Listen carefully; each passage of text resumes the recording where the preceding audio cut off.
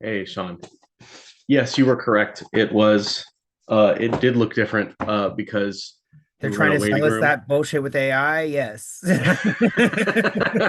Literally all the time. Like, yeah. Hi, hello. Hi. I'm so excited to see you, man. How have you I'm, been? I've been pretty good. Like today I'm chaotic and tired, but in general, like pretty fucking good. How are you? Same, although I think I'm just kind of always chaotic and tired. I think that's like my nature.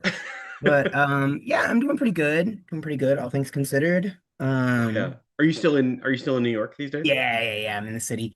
I Right. have this really amazing roommate and this really amazing spot in Harlem, and I'm probably never gonna leave until, the building burns down or I Yeah. get married or whatever, You whichever just got to seems try to likely to not. you. I'm sorry. I said whether or not the building burns down or I get married, whichever one seems more likely to you. But but yeah, I'm 50-50 right now. But yeah, it's been interesting. This has been a weird year. I've had a lot of like weird mornings where I've woken up to like horrifying news that then by the end of the day turns out wasn't bad at all. Like just like very like just like waking up like this and then going to bed like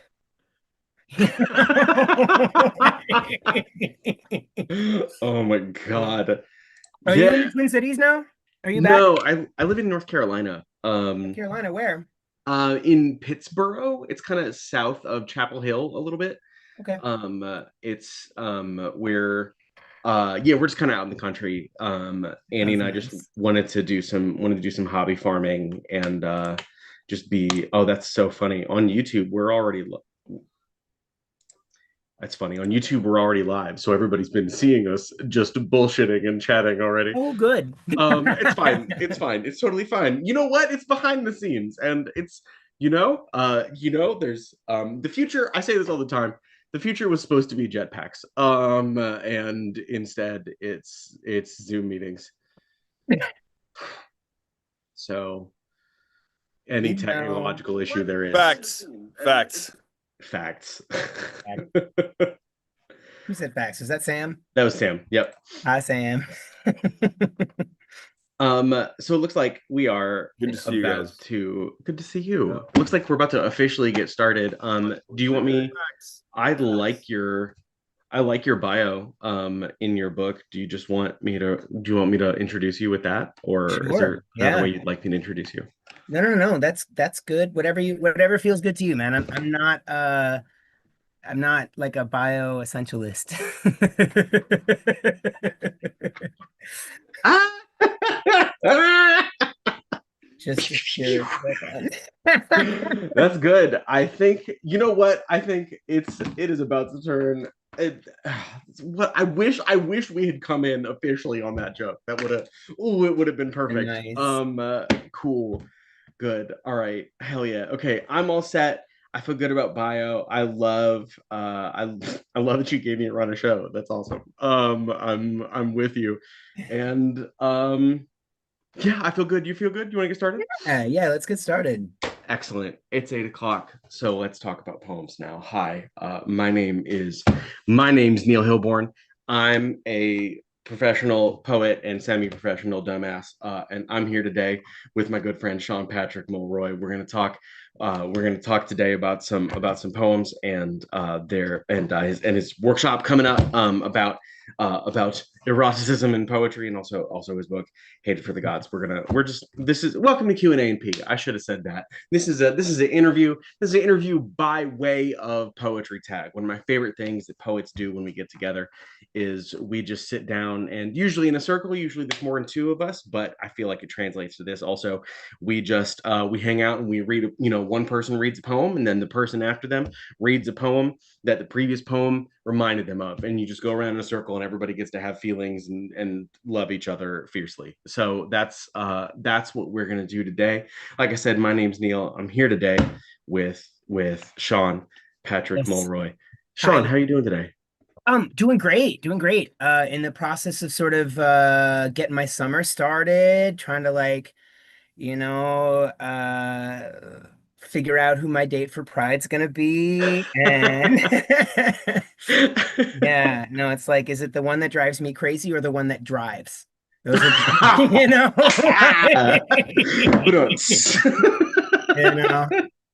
But yeah, it's been great. I've been having a really nice summer, so far, and pretty good year so far, all things considered, which is to say, like, with the caveats of like the world sort of disintegrating like one of those like sweaters from the Weezer song. Like I think in generally, like, the sort of like upcoming rise of fascism aside, like I'm having a really nice life. yeah, yeah, yeah. All the horrible, all the terrors of the world aside, like stuff right in this little spot's going pretty good. Yeah, the terrors persist, but so do I. But so do I. Yeah, Hell yeah. I said I was gonna read your bio, so I'm gonna do that, and then we're gonna kick us off with some poems. But that honestly, you just gave us a better whatever. All right. I love this bio. I think it's incredibly well written and beautiful. So I wanna do that. And then do you wanna kick us off with a poem? sure.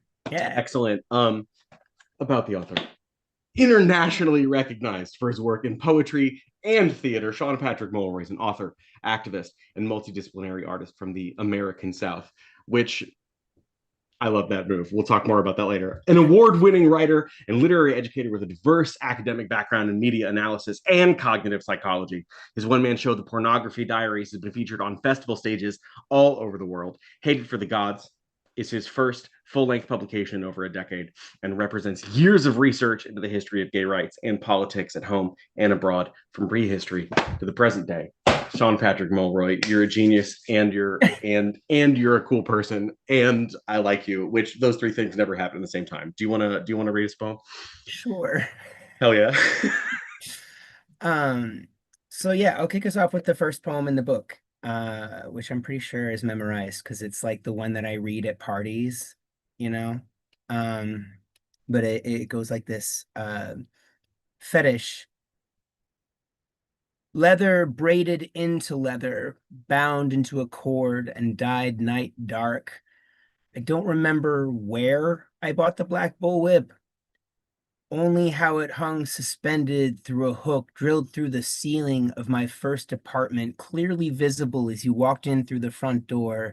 It stayed there like a talisman against those who might judge my lifestyle, as it was sometimes called in those days, though I was a virgin and the S&M just decoration, except once. When twisted up on a little X and dextromethorphan, I got a friend to lick my shoulders with the whip's black tongue. It felt good, and I loved the sound it made against my naked back, like someone gave my skin a voice, and it was laughing. Ah. So good. I you and Rachel McKibbins, you both do this thing with your voice that I have always tried to replicate, where like you go like once, and it's like both breathy and you're projecting. I don't know Let's how the be hell you do it. honest. Rachel did it. And then I was like, oh, that is my favorite thing on earth. And now I think I do it too. It isn't lost on me though, I think I've always had a little bit of a rasp in my voice anyway. And then yeah, I had this really sweet man who was a slam poet from Nebraska named Ross Hickerson who wrote a poem about me one time, and he referred to it as having powdered glass in my throat, which I thought was lovely. But yeah, it's like one of the nicest things anyone's ever said about me in verse. But so I think over the years doing slam, like I definitely have like damaged my throat. Like I do have some like vocal polyps and things like that, but I don't hate how it sounds basically in any context. So thank you, because that Yeah. was a little bit of work and a little bit of luck that made that happen. It's I mean, I genuinely, my first memory of you in person, because before I met you in person, I'd seen you do videos, but my first memory of you in person was on the street in Boston during Cupsy in 2010. And I don't remember where the hell it was, but like you were kind of like up some steps and sort of like smoking extravagantly while Dylan and I walked up to you, and you did an impression of Rachel McKibbins, like with like using that voice. Years later, Dylan thought he had heard Rachel read a poem, and he was talking to Rachel and was like, well, I heard you read that poem. She's like, I've never read that poem in front of you. And they figured out that like he had heard me do it.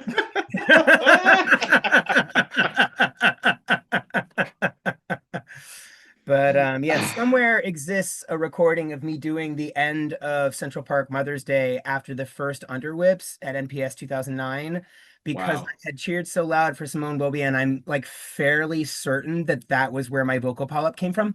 Um, It's so funny you can pinpoint a moment. oh yeah, no, for sure. But I think Amy Everhart has that on video somewhere.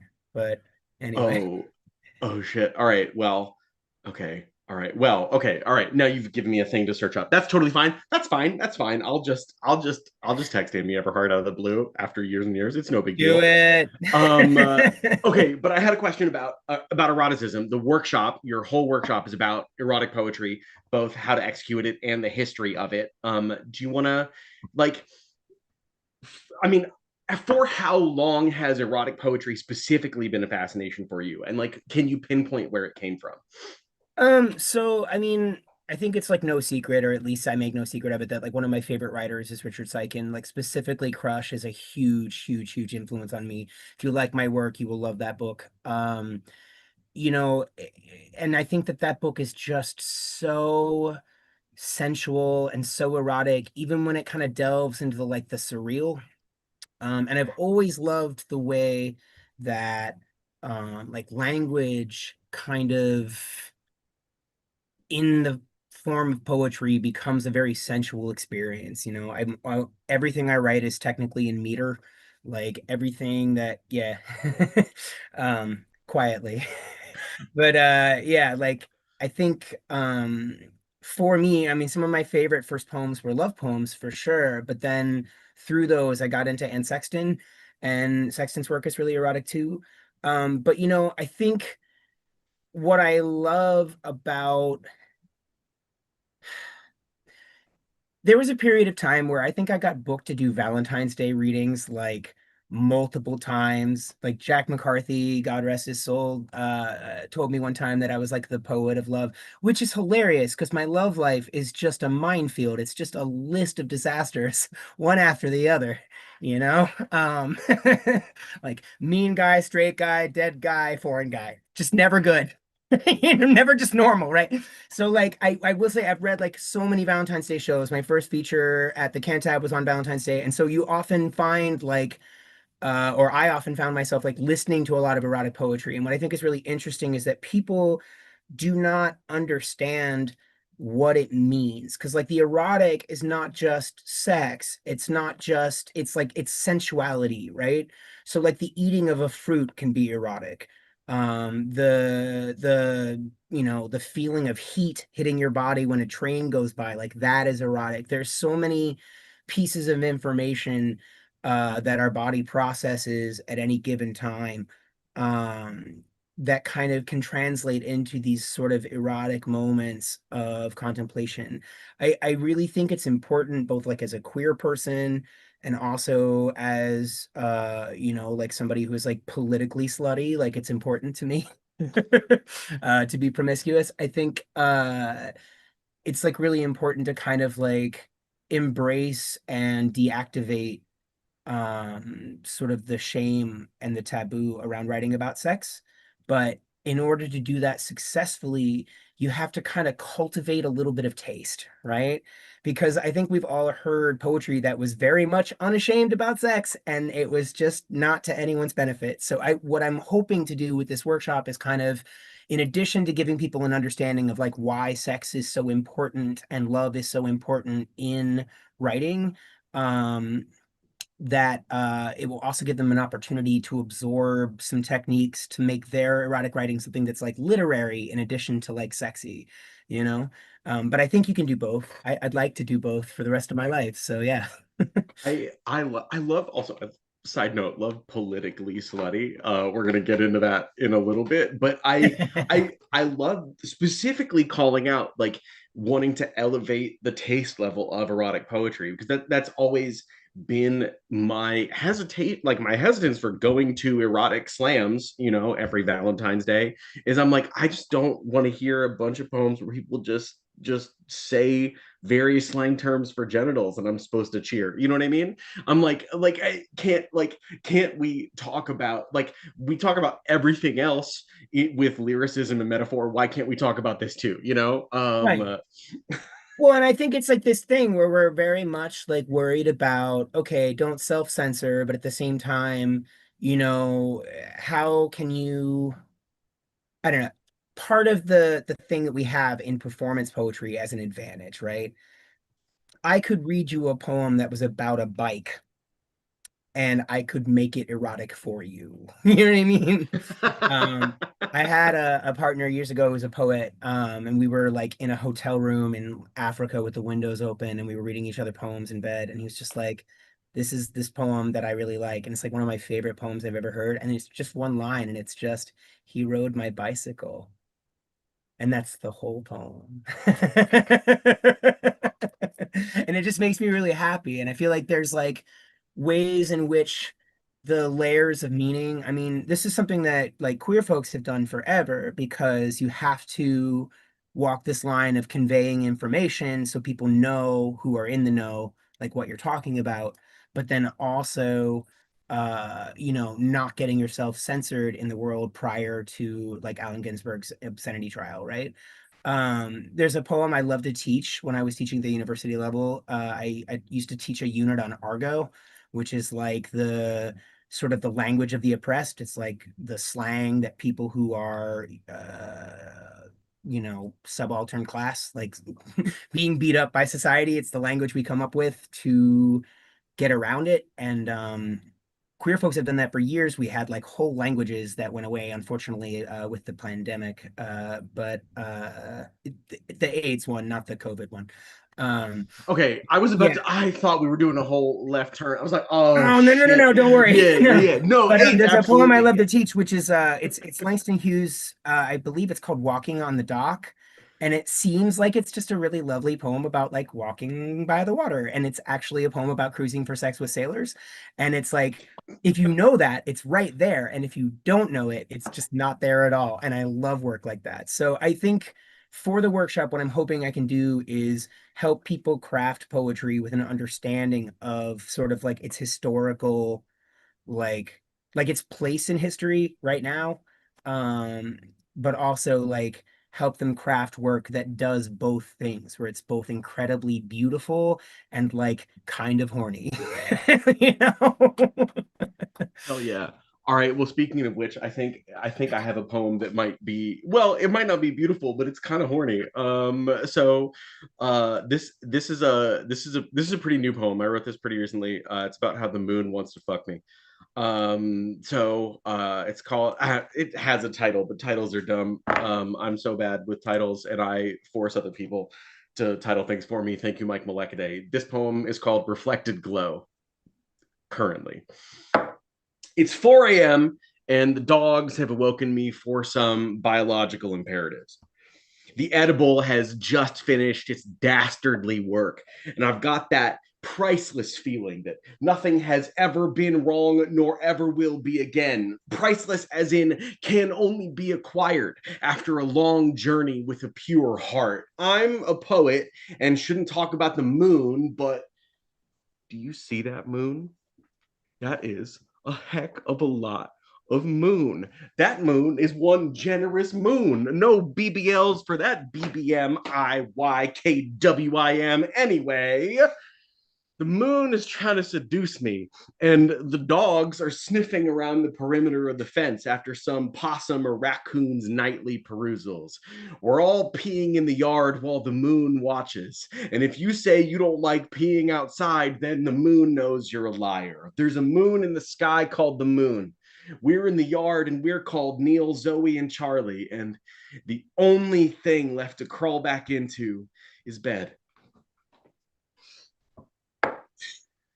it's great. Thank you. It's just, Great.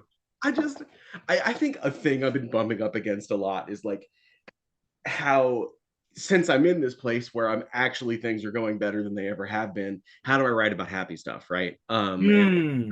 how do I take joy? I think a lot of poets in their 30s bump up against this. Like, how do I take joy and continue to make it interesting? And how do I give joy stakes, right?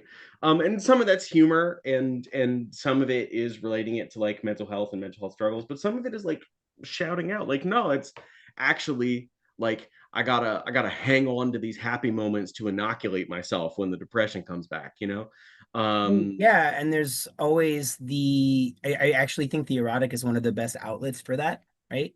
A lot of my favorite literature is like ancient stuff from the like what we would call Swana now, right? What we used to occasionally dub the Middle East, right? And it's basically just a bunch of hustle about sex with men. Or younger men. And what's funny about this is that one of my partners from, I don't know, one of my tours, I was in Malaysia for a little while, and I dated this guy, Sumeni guy, and we've stayed in touch. He's a real sweet guy. But we were talking about this poet that I was researching from the Arab world, and he was like, they told us those poems were about God. And I was like, God's shapely rump, bro? Like what? I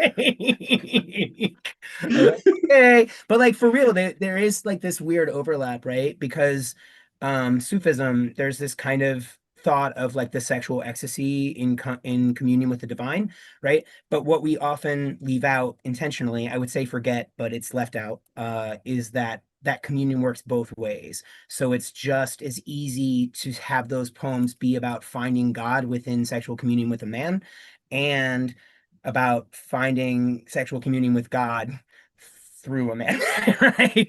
yeah, And there's like kind of these things, but yeah, no, it's not just poems of lust about God. But the point is, those poems are often really beautifully joyful and sometimes self-effacing, but sometimes deeply serious, sometimes I don't know, tear in your beer, it just depends. But yeah, no matter how happy we get, there's always love, sex, and death, Neil. Like that's the thing.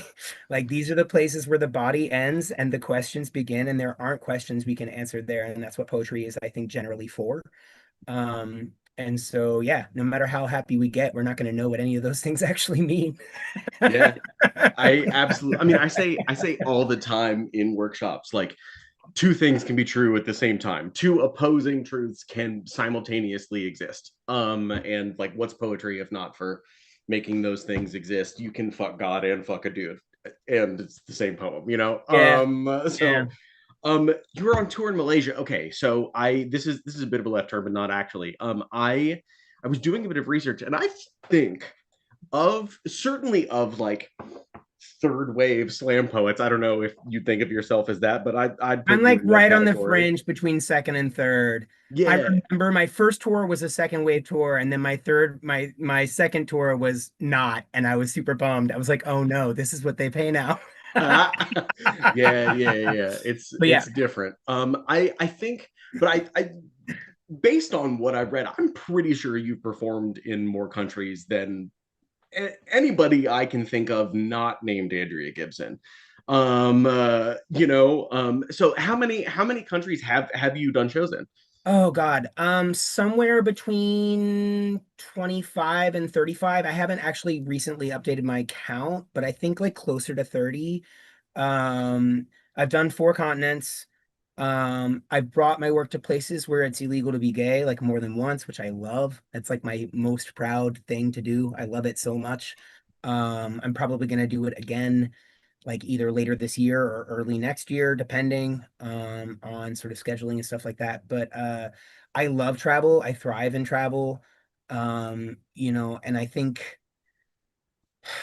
I can't tell if it's like because I hate America or if it's because I mean not the people in it, not necessarily the ideals that it's supposed to represent, but like the physical place and like the food that's there is not so great. So like with that in mind, I do find myself to be at my happiest and most productive outside the country often. So I think uh that's a big part of why. It's also because there's a lot more work for like what we do in Europe. and even in South America of late than there is in the States. You know, the slam scene here is one of the more nebulous and fractured scenes in the world, which is hilarious because we started this shit. But yeah, it was hilarious. I went to the European Cup last year in Slovakia, which was so fun, and it was like such a walk down memory lane because they're like at where Slam was at in terms of as an organization in like the early to mid aughts, right? Really? Like someone said Slamily and everyone was excited because they'd never heard it before. So we're clear, it was not me. But yeah. But like it's sweet and they're really sweet folk and we had a really great time in like Eastern Europe doing crazy Eastern European things and like smoking in bars. Remember that? Anyway. Um but yeah, so I think it's just really exciting to bring the work new places and to different kinds of people. I feel like I learn more about myself every time I travel as well as the world at, at large. Uh my current ambition is to never die so I can see the whole world. I want to see all of it. So we'll see how that goes. It's amazing what they can do with gene therapy nowadays. It really is. And failing that, we'll just pop your brain out of your skull and put you in a robot. Put me in one of those little glass jars like in Futurama. I'm saying just like I'll, I'll I'll just teach float erotic around. poetry as a brain, a literal brain floating in a jar. And people are like, well, how are you qualified? And it's like, I remember. I, I yearn. Um, Yikes. Oh, wow. Well, speaking of places where it's illegal to be gay, I think you had a poem about one of those places. I do. Do you want, not that I Um, have a schedule of the poems that you wanted to read, but I got it. I got it. Word, no doubt. Yeah, we can jump around. Why not? Am I crazy? Is that not the from page 84, the poem about Oh, yeah, Tchaikovsky? yeah, yeah, yeah. Well, it's that is less place-based, Ah, although yes, it yes, is yes. technically illegal to be gay there because there is a lot of Russia happening in that poem.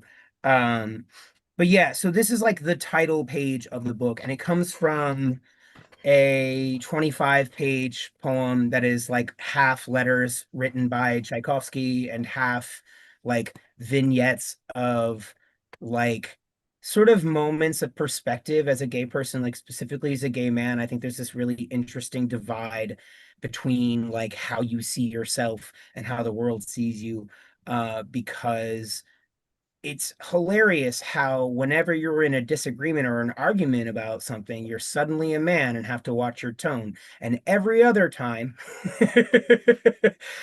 you're like this inferior other thing in the eyes of a lot of people. So I think it's like kind of that weird double standard that inspired this kind of rage and also like talking about queer historical erasure. I think there are very few things I consider sins. Revisionist history is something I consider a sin. Like I kind of don't care why you're doing it. It's wrong. Like um but yeah, so with that in mind, this is like the little snippet where the book gets its title from and is also like in the center of that poem. So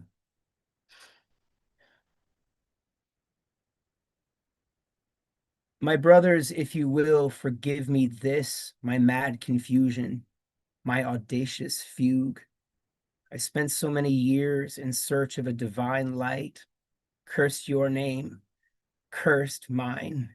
I burned the first half of my life in sacrifice to straight men and their straight gods, though I knew then that they hated us, just as I know we're hated now for this, our plumaged lunatic, our faggot magic, hated for the music and the gorgeous dance we drew down from the heavens, hated for our grace, for what we love and how we love, we're hated for the gods we are and hated for the gods we kneel before. I mourn the youth I spent in saintly coma.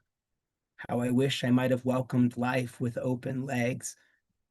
I was so terrified of our disease, so furious at all our suffering. I am still furious and suffer still, remembering the kindness I once held up as a torch. It hurts me every day. All the other things I could have been instead of angry.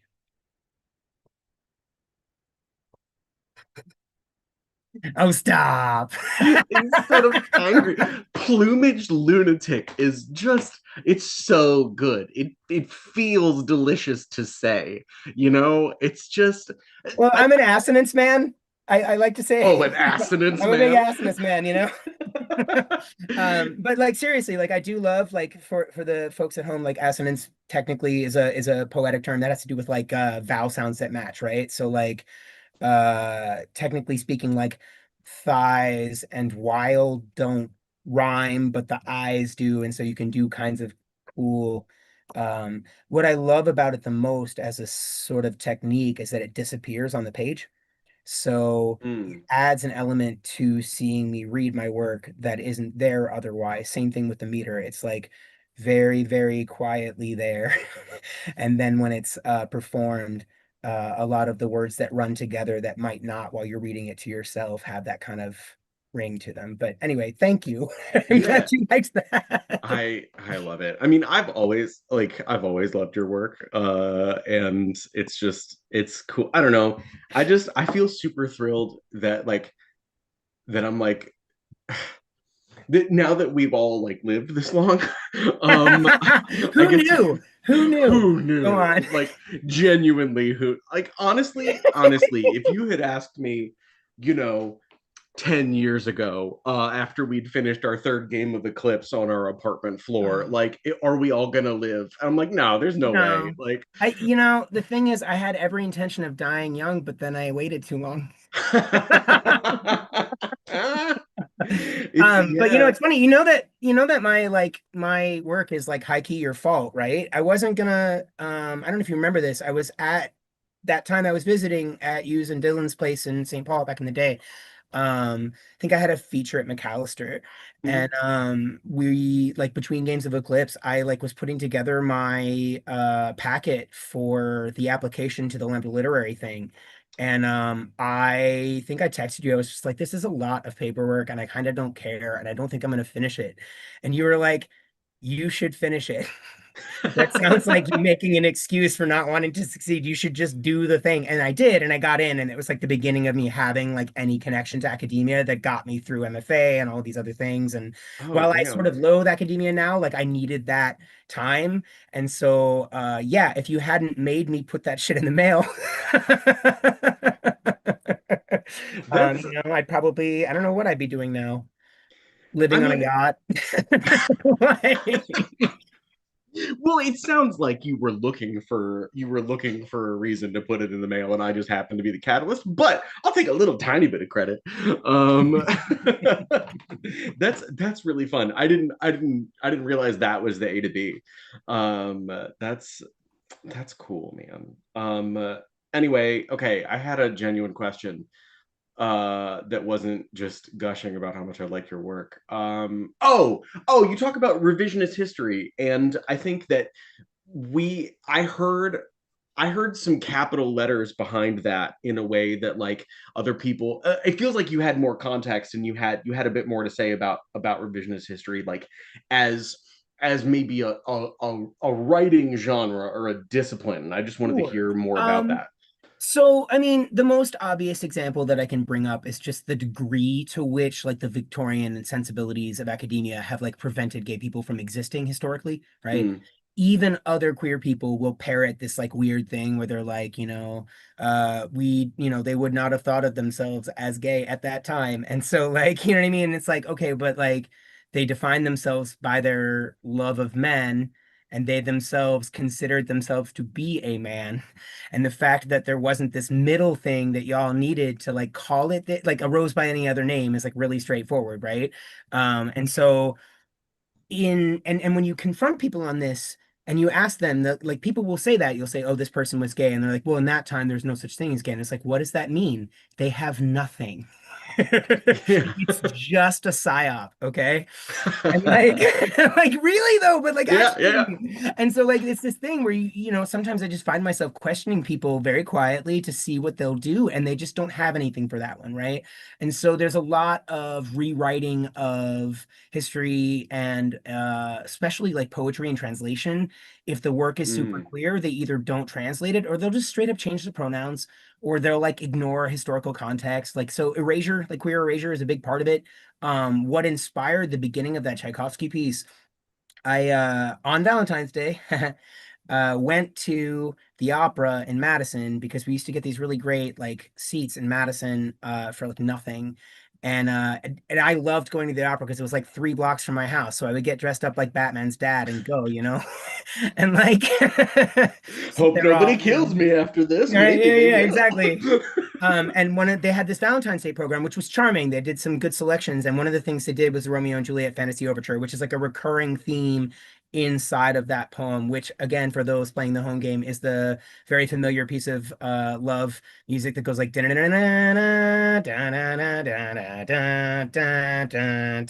right. So Tchaikovsky wrote that for a man, a boy, but know as bendy bandy as that used to be back in the day. But I think generally speaking, it's amazing to me how many ways that piece of art is assailed by sort of like patriarchal norms. So like the program for that opera slash like that whole symphony set that I saw claimed that he wrote that for this woman that he met 2 times. And I was like, I don't know everything about Tchaikovsky, but I know it wasn't a woman, you know? And like so many people from Russia, like where Tchaikovsky is like just this side of a saint, like they just don't know that he was gay. And like he was not just regular ass gay, he was like so gay. Like he has these letters that have survived because his brother was also gay and he saved them. Usually they get burned after people die, they would just do them the favor of preserving their legacy by sweeping that bit under the rug. And so we have these letters where he's like, yeah, I went out to go cruising, or like this guy is like kind of a miserable fop, but I just can't get enough of his kisses, or like whatever, like these things. And so it was like kind of like a thing where I was sort of enraged because I was like, you can't stand it. Like straight people cannot stand it that this like iconic piece of love art is not about you. And so the other option, the other way in which it's assailed is it's often used sort of like to parody love, right? All kinds of romantic art, right? It's like that sort of like microaggression against queer people where they'll be like, your work is so theatrical. And it's like, certainly theater department, like, you know. But yeah, like it's that kind of thing. So I definitely think that there's like a sort of ongoing effort from like the more patriarchal, the more conservative side to rewrite history. But I also have seen it on the left too, and I don't like that either. Um, we talk about, so this is like kind of a contentious subject, but I assure you I've done my research. So there's often this description of Marsha P. Johnson as the person who started the Stonewall riots, and that is factually inaccurate, right? Marsha P. Johnson is an incredibly important activist who did other really impressive and exciting things. That just didn't happen to be one of them. I think it dishonors her to erase the things she really did so that you can put her as the captain of the helm and thereby symbolically like a group of people who are traditionally ignored and underserved by their own community, i.e. queer people, at the helm of our liberation. Stonewall as a bar was mostly a bar for older white men to buy younger white men. That is what it was for. And so more importantly, right down the street is the Women's House of Corrections, where they rioted in solidarity, mostly queer people living in there, mostly people of color who were imprisoned there. And like, this is a more interesting and richer piece of history, right? And so, on the one hand, you want to let people have like their heroes and it's important. But on the other hand, wouldn't it be much more pure and more lovely to set aside Stonewall for a moment and like instead investigate like the actual factual like and just like imperative work of people like Marsha B. Johnson, like Sylvia Rivera. And it's a challenge because you don't want people to feel like you're taking something from them. But I do remember very clearly that argument starting on Twitter, and it was because of that gay movie that came out about Stonewall, where they had that annoying like white twink stereotype throwing the first brick. There was no brick, okay? Like Yeah. there was no first brick. The first thing that happened in Stonewall, according to people who were actually there, who I've actually met, was a bull dyke of some kind was being handcuffed by the cops and being thrown into the back of a car. And she looked at them and they're like, "Are you guys just gonna stand there?" And then everyone didn't for the first time in their lives, right? And see, this is so exciting. And then you Wait, talk I've about never heard that. What a right, and it's moment. the truth, right? And then you get people like Marsha P. Johnson, Sylvia Rivera coming in around like 2:30 in the morning and adding to it, and it becomes this whole like multicultural, like multifaceted, like queers, lesbians and gay men and trans folks and like everything in between, like burning stuff on the street in New York because they'd had it officially, and no one can identify who that woman was.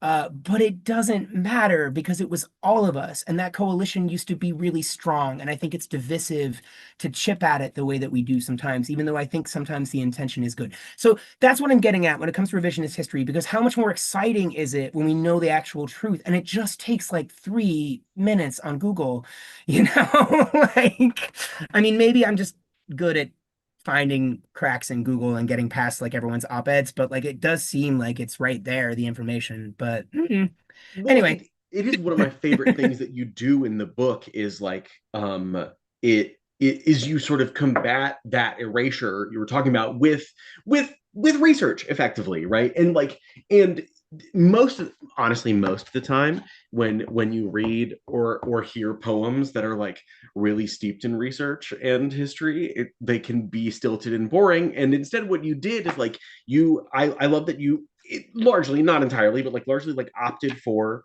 short poems, and also just for evidence, just putting letters in the book, be like, hey, by the way, like you might not have known this because you know what I mean. yeah, I and I taught myself a little Russian so I could fiddle with the translations. Oh my god, of course you did. I Also, so I could read the news, because there was all kinds of crazy stuff still is going on in Russia against gay people. mm, Actually, one of my very good friends is a refugee from Russia because of being gay, and he is on my couch right now, living there. He's a sweet, wow. sweet man. But I'm just saying, like, generally speaking, I've been pretty connected. I've been pretty loud about Russia since like 2012, 2013. And one of the things that like I have found really exciting about doing research, especially like armchair, like online research, is the ability to like hop over to other parts of the internet, right? Mm, So if you start searching things in a foreign language, you will get results that you don't get on the English side of the internet. And so I started researching stuff about what was going on in the Caucasus, like the sort of like internment camps for gay men and things like that that were happening in Chechnya and like all of these things in Russian. And I found just absolutely scandalous stuff that is not covered here. There's this series of events that like were understandably terrifying. There was an organization that called themselves Pila, right, which means saw, like the horror franchise. Uh, and they had a list of public gay figures that they posted on the internet. And one of them died, and they crossed the name off on the list. And for a really long time, and I say a long time, a year, okay, no one knew for sure what this woman's cause of death was. It turns out, according to Russian authorities, which, take that with the largest grain of salt, it was apparently not, it was like a robbery slash like drug thing. And like maybe, right? But for a year, everybody who was a like public facing queer activist, artist, anything in Russia was like terrified that there were hit squads. And like we just didn't talk about that at all over here, like not once, and it was like big news over there. So it's just very interesting to me. And so yeah, when I started figuring out how much was going on the other side of the internet, I just like yeah, чусem по-русски. So like when people ask me how good my Russian is, I always say good enough to understand the cab driver in Prague when he said, "Wow, your Russian really is bad." Um It's honestly, I don't know. If you can understand when you're being insulted in a language, you understand the language yeah. well enough. Um, uh, well, damn. I mean, speaking of your research, do you want to do some poems that might be very well researched? Yeah, absolutely. So, Okay. I'll give a little caveat to the first one. So I have these two cycles of poems in the book. They're both seven poems each. They're approximately 15 pages apart. The one of them is called "The Evidence Speaks for Itself," and it is a series of poems in the voice of, I think, with one exception, pieces of queer art, right? So it's like the literal evidence speaking for itself. Um, in like throughout time and history. Because like one of the things that I'm fed up to hear about is like this idea that gayness was invented uh full stop, but also that it was invented in like the 20th century, like or 19th century, whatever people want to claim. Uh and so I wrote a series of blank sonnets. They're all about that. And I mean like blank sonnets, like there's a volta, there's 10 syllables per line, etc. Iambic pentameter. Then I had this other set of poems that are a bunch of erotic interludes with various gay gods. And that was something that was a real eye opener for me. I spent a lot of time researching like queer religious figures. And I think growing up Catholic, being, somebody who was involved in like fundamentalist Christian touring choirs because I could sing, like, and my mom liked them. So Oh no, I didn't know about that about you. yeah, that's why I'm so That's mad. It's because actually, I could have been so nice if they just let me not be gay, but they were like, nope, rage. Right. yeah, yeah. But I'm thrilled. I am actually thrilled by the fact that that was not my life because how boring. But I think I grew up sort of like with a chip on my shoulder about religion, and as a result, I think I also sort of placed queerness and the sacred in like opposition to one another. And they're actually, with the exception of the last like 150 years, quite the opposite. Queer people in almost every society were seen as sort of socio-cultural, spiritual intermediaries, right? Because we're between the genders. We are often the third person in a marriage between a straight man and his wife, right? So you have the girl wife and the boy wife helps with the housework and goes on the trip, right?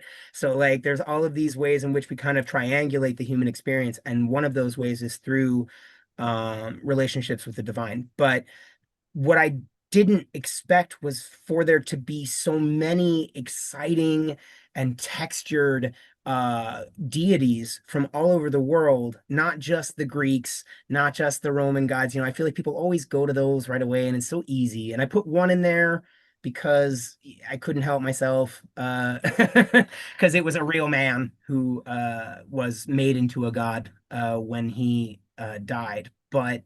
Um, but the one that I'm going to read a poem about today is Tu Shen. He is a Chinese rabbit god. Um, and he is also the god of homosexual love and like forbidden love, right? He still has a shrine in Taipei, which I am planning to visit someday soon, hopefully, to lay a little offering for some little luck and love. But he was like a man. Theoretically, the story goes he was a man who was in love with a superior officer who caught him peeping on him in the shower, and he was beaten to death for it. And when he got to the underworld, the psychopomps were like, OMG, I can't believe you got murdered because you were a peeping Tom. That is hilarious. And they're like all laughing at him. And then they're like, you know what? You know what? No, okay, calm down, guys. Calm down. That's not fair. You can be a god, and so he haunts the leader of his town until that guy builds a temple to him. And that is the beginning of this cult. And that cult existed in Fujian province of China from like the late 16th, I want to say, or early, no, late 17th, early 18th century, all the way up until like the beginning of the 19th century. And they had like gay marriage ceremonies and like all of these things that are just very similar to what we think of as like gay male identity now. And we're talking like dowries, like the whole nine. These were marriages. And the other thing that I think is important to note, right? They had that for 200 years. And then one guy got rid of it. It's always just that one guy who gets a bug up his ass about gay people and is like, you know what? What if we fought moral corruption instead of just the regular ass corruption of government? And, you know, and like best part of that story is that guy was definitely gay. Because he was like known for being like an ascetic monk who like lived alone and like spurned the company of women and like slept on a grass mat and you know, Yeah, he was a confirmed bachelor. the amount Um, of pain that we could just not deal to each other if we would just be a little bit more handy with the handies, just like get out there and touch someone, save the world. You know? When I talk about political sluttiness, this is part of what I'm talking about. Anyway, so the cult of Tu Shen, we don't know a whole lot about it. A lot of it comes to us from letters from the government that are literally like, we're having a really hard time getting rid of this gay little cult. Um, but yeah, what I'll do is I'll read that poem first. I wrote all of these sort of erotic interludes with these gods, and this is the first one with Tu Shen. There's two with him. He's the only one who gets two because I love him so much. But anyway, all right.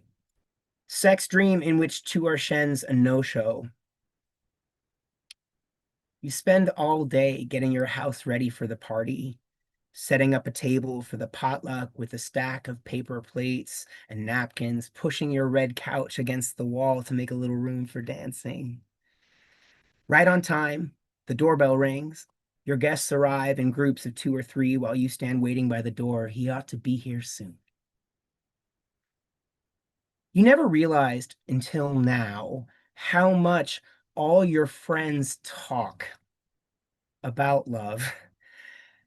Every time their conversation turns to sex or a romantic movie or a bad date, you imagine him beside you, nibbling on crudité, his long ears twitching to attention.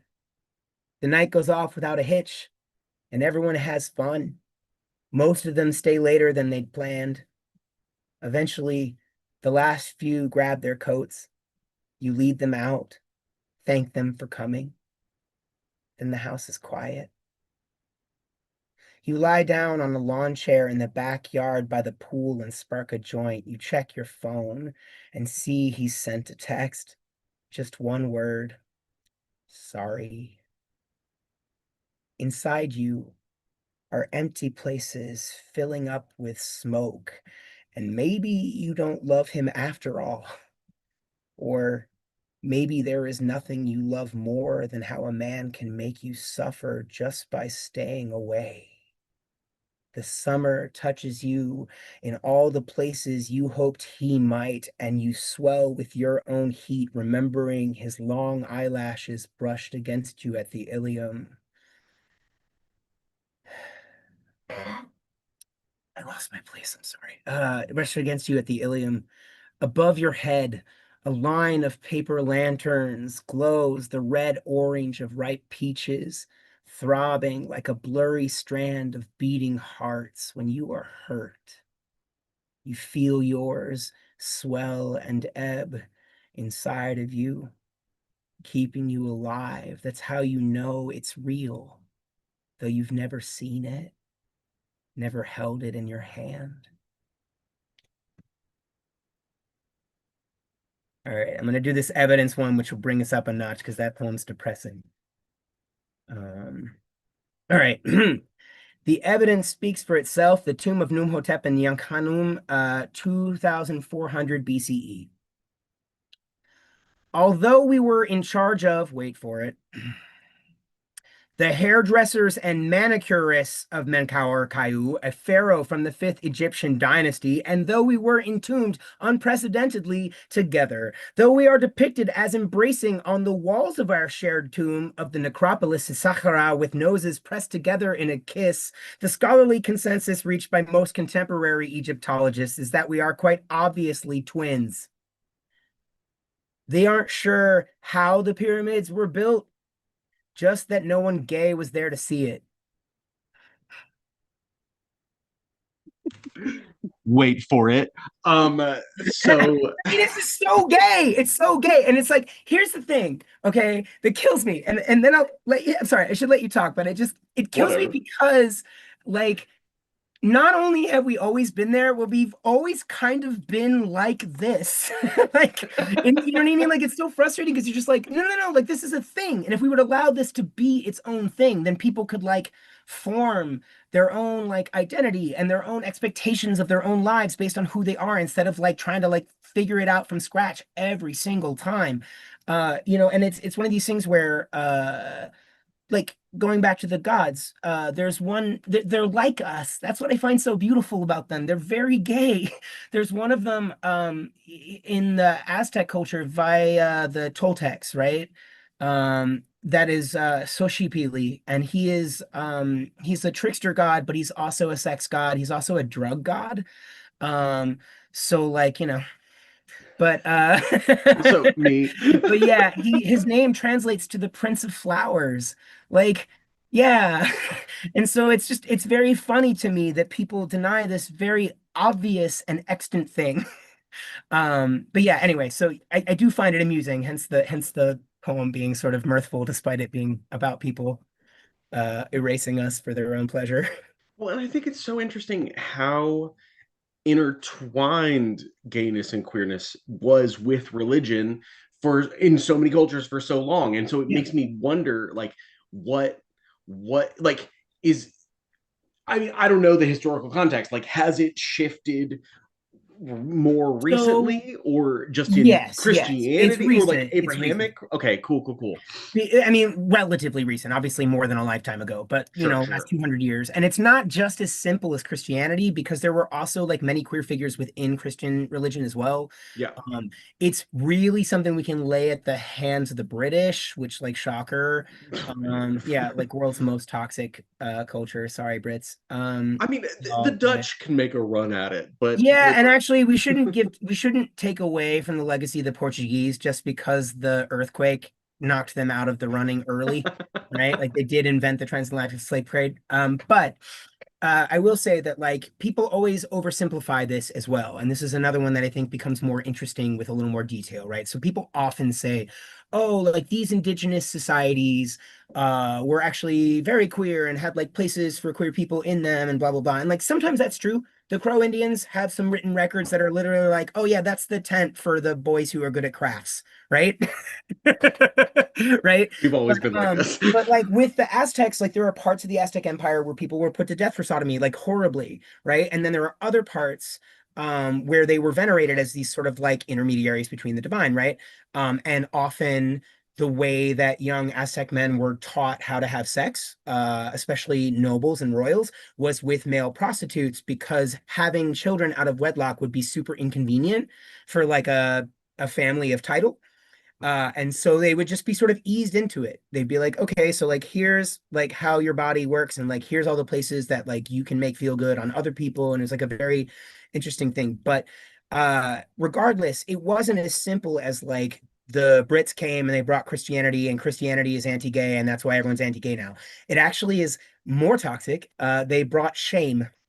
So if you look at the Raj, for example, right, in India, what they did, if you look at like the end of the Mughal culture, some of what was going on in again like Swana, Pakistan now, you see a lot of pederasty, which is like mid to late teenage boys with older men, as like a relatively accepted part of one's growing up period, etc.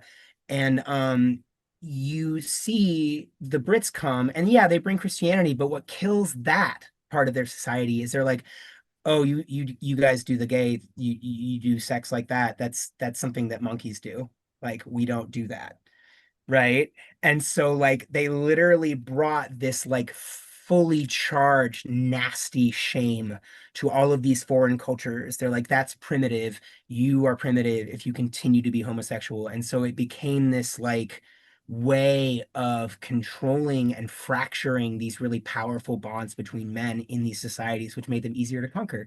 Um, you know, So so how it's worse than intentional Jesus, actually. it's worse. Well, I how intentional do you think that use of shame was as a tool of political power as opposed to like it as opposed to like a thing that was inborn in the like that people This is had incorporated. always this is always the question when you look at Right. historical, right? And it's just like when you're talking about like conspiracy theories, for example, there's a lot of theying and you don't know who they is, right? I mean, you have a general idea, but it's not like any individual person until they're dead, right? But like I think the best analog I can offer you is like looking at call out culture, right? Which is a Mm, shame-based practice as well. That's why I don't believe in it. It is the weapons of the enemy. And so uh, and you think about it, right? Most people have not studied medical literature about shaming, which I have. And like would probably be horrified to know that the closest analog in terms of like psychological impact to a public call out is a violent rape. This is like a very similar imprint on the brain's ability to function. It's a trauma and it's a shaming and it's a very specific cocktail that does this really screwed up shit to your brain. Um, People think in practicing it, I think if we're being as magnanimous as possible, they think they're doing the right thing. They think they are teaching someone or shaping someone. And nevertheless, they are wielding shame. And so whether or not someone is aware of it doesn't really take away from its efficacy. And I think people are much more interested by and large in efficacy than they are in functionality. So they don't care how something works as long as it works. So I don't know, to be honest, how much of that was their own shaming coming out on other people, right? And how much of that was top down, like clever manipulation. But bottom line, the results are the same. It is an interesting question. It's just not one we can really answer because of I course. don't think most social movements grow up intentionally. They just sort of, it's like water. It goes into what is going to let it go further, faster. Yeah. Yeah. So you're very much a trends and forces kind of person. It's, I mean, yeah, it's, I think it's like obviously correct. Anyway, speaking of ancient gods, I have a poem about Marduk. Do it. It's called, oh God, where is it in this book? I don't know. I wrote this book, but I don't fucking remember where the fucking poems are because I've been hitting the head a lot. And like I stopped drinking, so I was like, oh, I'm gonna have a good memory now. And nope. No, no. And I have a friend who still takes a lot of pictures every time we go out, even though he doesn't drink anymore, Mm, just to make sure he remembers everything. yep, yep. So this poem's called King of the Gods of Heaven and the Underworld. To burn the wood, you must first acquire the wood. Two ways to do that: with money or an axe, and only one of those is fun. You have to use money to get the axe, but we won't tell anyone. To burn the wood, you must make it small enough to burn. To make it small, you have to find the tree that's asked to be something new and bring to it the sharp extensions of your arms. To make yourself sharper, you have to ask where the edged things live. You have to want to be warm enough to venture into the cold. To become warm, you must first admit out loud to someone who cares about you that you are not strong enough to swing an 8 pound splitting maul more than a couple times. To become warm, you must believe them when they say you will get stronger. To get stronger, you must burn offerings to Marduk, child of the sun, or in the event of the fall of Babylon, burn firewood in the chimney. Actually, fuck Marduk. Burn offerings to yourself. Burn only that which you found in the woods with your hands, and with your hands made small enough for the hearth. Soon you will be stronger. You'll be who imagined soon you will be stronger. You'll be who you imagined would save you as a child, and the need for warmth will guide you there. Yeah, that. That, yeah, yeah. Um, I I went back and forth a lot. I was like, do I want to say fuck Marduk in this book? Like, I'm like, is that going to be a curse? And eventually, I decided to test fate. But it's nothing bad has happened yet, but Marduk still has time. So, Yeah, I had a friend. So there was a poem that got scrapped from the original manuscript for Hated. That was like a hate song for so there's that love song for Jerry Falwell in there, and I had a couple of other love songs for like other NTA figures, and I had one for Ramzan Kadyrov, who's the current leader of Chechnya, who like just hates gay people and like is murderous towards them and all this stuff. Probably murdered his own family to become like president king of a country roughly the size of the city of Chicago, right? Which like good for you, dude, right? But yeah, I was writing a poem about it and it was like really angry and I basically just like sat there and like dressed him down really, really hard. And I had a friend who was looking over my historical like research and looking over my edits from Ukraine, and he was like, "Oh no, Sean, don't publish this, he'll have you killed." And like I was like, "Wait, for sure?" Because like he already blocked me on Instagram. I don't think How's he gonna know? Yeah, but yeah, this is a guy who literally tracked down somebody who said something about him being terrible in the comments of like an Instagram live. He like tracked them down and made them apologize on public television. Oh shit. Yeah, and like under threat of death. So like, this is not a guy to fuck with, but like I wanted to really badly, but like I have plans and so I couldn't just die, you know. Yeah. Yeah, sometimes you Nothing got to would have make been those better for my business career as decisions. a writer than being murdered in a political way, like in a political assassination. But again, like plans, whole plans. Plans. So It's yeah, yeah. I mean, sometimes you got to make business decisions, but like you're right, the arc would have been incredible. And there's still time. Listen, I feel like there's probably going to be horrible dictators that are homophobic elsewhere in the world, and when you're really ready to go, you can just just once before I die, I want like a Western dictator who's just like a total faggot. Like just like sitting on the throne being like, I don't know. Is it gonna make the trains be late? I hate a late train. Like, just like a faggot fascist. Give me one of those, you know? just Just one. once, just once. I will uh, stand behind his chair like this. I will hold up your standard, sir. Oh God. Yep. Uh, that's a dystopian novel I would read. Has anyone written that? I'm not a novelist, nor do I feel comfortable using that slur a bunch in a novel. So, Oh yeah, I only feel comfortable using that slur because I am one, but like and not just like a gay person, but like a fag, right? But I also have it tattooed on my lip. So like, have you not seen this? Hold on. I haven't.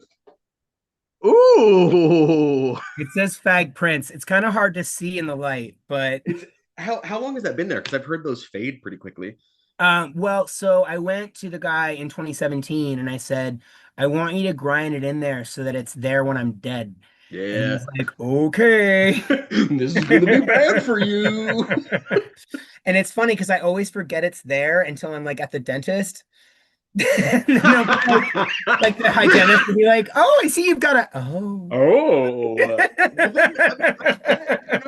that's a nice litmus test, and maybe a dating application. You never know. Hell yeah. Well, that's. I'm sorry, that was just a whole bunch of stuff all at once. Do you want to? I don't have a good transition. Do you want to read another poem? Sure. Great. Let's We're going over our allotted time. Is that acceptable to you? Oh, I'm I'm having happy to be great, great, here great, great. I'm having a great indefinitely. So time. you It's just, yeah, same. yeah. This is the Um, last thing I'm doing tonight, so let's hang out and do poems. it's the first So thing I'm doing tonight because I'm all your hey, in my sensibilities. I live in the country and I own chickens, so I get up at 6 in the morning. Yeah, that's when I go to bed. Yeah. I too own chickens. That's why I go to bed at 6. Anyway, here's the Hey. poem. You know what? I'll read this poem. This is about the guy in Chechnya. I'll read this one first. These are two, like, I'm gonna read these two back to back. They're both really political. One of them is about Chechnya, one of them is about Palestine. Like, one of the things I think is really important when you're writing poetry is the politic behind it.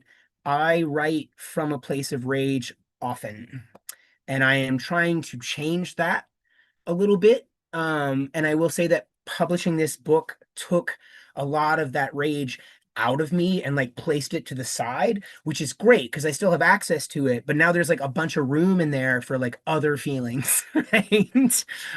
Which is exciting because I had forgotten all about the range of human emotions and was mostly doing rage for like a good 8 years there, you know? But yeah, so this poem has a title. It's about this guy, Maxim Lapinoff. He was uh he was like a carny, okay? He was like a gay carny. And he got captured by the authorities in Chechnya during one of their like gay sweeps, and they like threw him in the back of a van and like tortured him and all of the things that you can expect like in a gay torture camp. But they let him go because he was a citizen of Russia proper. Um, and so they figured that they couldn't really kill him with impunity the way they could all of these other like Chechnyan gays. Um, but then they realized their mistake and they chased him in Russia and like stalked him and like kept sending him letters that are like, you need to come back, you need to come back. Uh, and when he didn't, they were like, "Come back, or we'll take your mom. Like, come back, or we'll take your partner." Like, just all of these things. And so he, his mom, his partner, and his sister's kid, all basically got swept up by this organization called the Rainbow Road. They are like a refugee organization. They've worked with people I know. I definitely, if you want to throw some money around, I would throw it at them before I would throw it at any American organization for queers at this point. Um, but they swept him into an undisclosed location.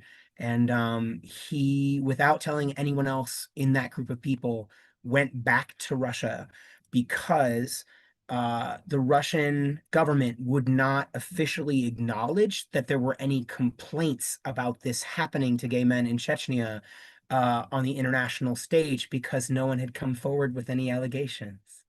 So he went back to Moscow, fully back into the lion's den to give what he knew would be an ineffectual but nevertheless important speech about what happened to him so that the international news media would recognize that Russia was denying this thing, but that it was actually happening and then get it on the record. So like there are very few people who I think of as like heroes, right? Most heroes are just people with good PR. This dude will be living in hiding for the rest of his life. If anyone in like the Eastern Bloc knew where he were at any given time, that would be it for him. And so I wrote this poem for him because I just think he's lovely and I'd love to meet him someday. Anyway, this is called Podvig, and that's a Russian word, and it means effectively like the closest translation to it is like a life defining heroic achievement, right? So not just like you did an amazing thing, it's like you did the amazing thing of your life. That's it, right? So this is Podvig for Maxim Lapinov. I hope you will forgive me my devotion, impotent, a pinprick twisted into useless rage on your behalf at cocktail parties thrown for academics drunk on their American Pushlust, how I would bring the cities of their courtesy to ruin, but inevitably someone cuts me off to change the subject. History is what a culture tells itself when rising from the charred page of a war to burst luxuriant with poetry and song again, astonishing to watch our countrymen pretend they cannot hear the music of our people even as they dance to it. Astonishing, a miracle. How still we toil in the service of our nation's joys to be paid with such silence. Hero, thank you for refusing them their favorite currency. Thank you, trading safety for the truth before the jeweled eyes of the same world swarming with pitons, the last day that you stood outside a honey festival to sell balloons to children. Rows of market stalls stacked high with sweetness incorruptible as it is stolen. This the more renowned fruit of the insect needed most to midwife flowers. Nothing blooms without them. Nothing will bear fruit. First, there's no color, and then no life at all. These two vanish all the more each day from field and headline both.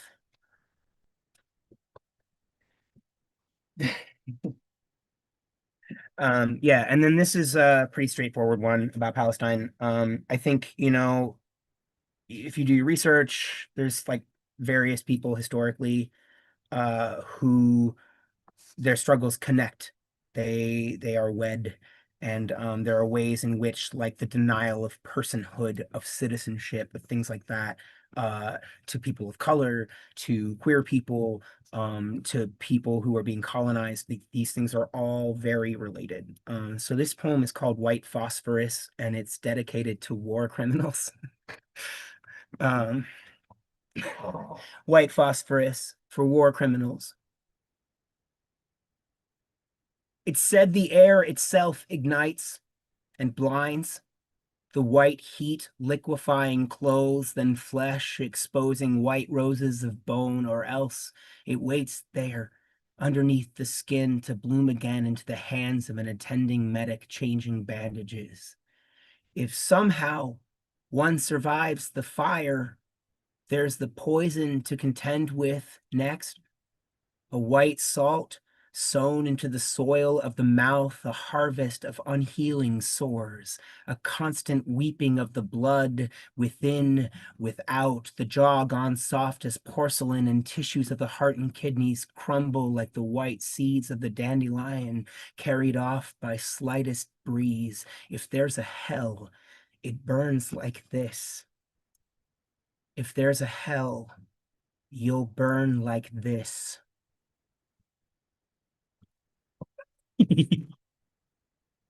That's all I got on that one.